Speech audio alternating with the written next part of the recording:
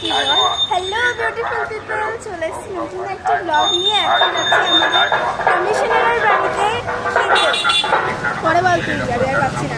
হ্যাঁ, কমিশনার বাড়িতে জগদ্ধাত্রী পুজোর নিমন্ত্রণ আছে, তো সেখানেই যাচ্ছি খেতে।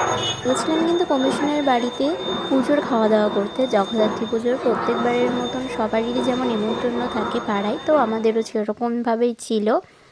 তো একটুখানি ঠাকুরকে দর্শন দিয়ে প্রণাম করেই কিন্তু খাবার টেবিলে চলে গেছিলাম খেতে। আর প্রথমেই দিয়েছিল কিন্তু লুচি, আর তার সাথে ছিল ছোলার ডাল।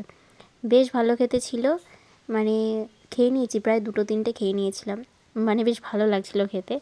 আর তারপরেই কিন্তু ছিল পোলাও, আর সাথে ছিল কিন্তু কাশ্মীরি আলুর দম।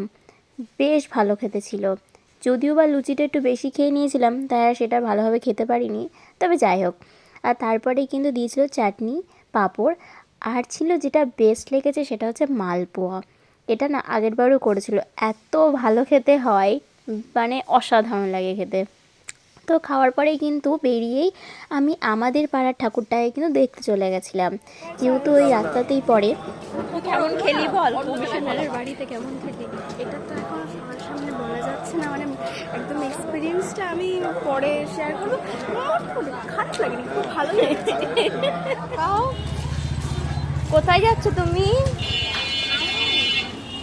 দেখো ঘুরে ফিরে কিন্তু মানে বাড়িতে না এসে ভাবলাম যে একটু ছোটো মাকে দেখে আসি। আমার বাড়ির একদমই কাছে যেহেতু ছোটো মা হয়, মানে ছোটো মায়ের মন্দির একদম কাঁঠালপোতা বারোয়ারি আমার বাড়ির খুবই কাছে, তো সেইখানে গেছিলাম।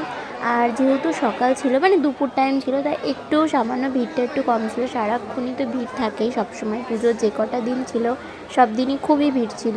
আর সেই জন্য মাকে খুব ভালোভাবে কাছ থেকে না দেখার সুযোগ হয়নি। যতবারই গেছি বুড়িমাকে তো দেখে এসেছি, কিন্তু ছোটো মাকে আর দেখতে পাইনি। বাড়ির কাছে হলে কী হবে, যাওয়ার আর সময় হচ্ছিল না, যেহেতু ওই দিকটা খুব একটা যাওয়া হয় না। তাই ভাবলাম দুপুরবেলা যখন বেরিয়েছি তো একবার ছোটো মাকেও দেখে আসি, আর ভিড়টাও কিন্তু কম থাকবে, তাই একদম সামনে থেকে খুব সুন্দরভাবে দর্শন করেছি।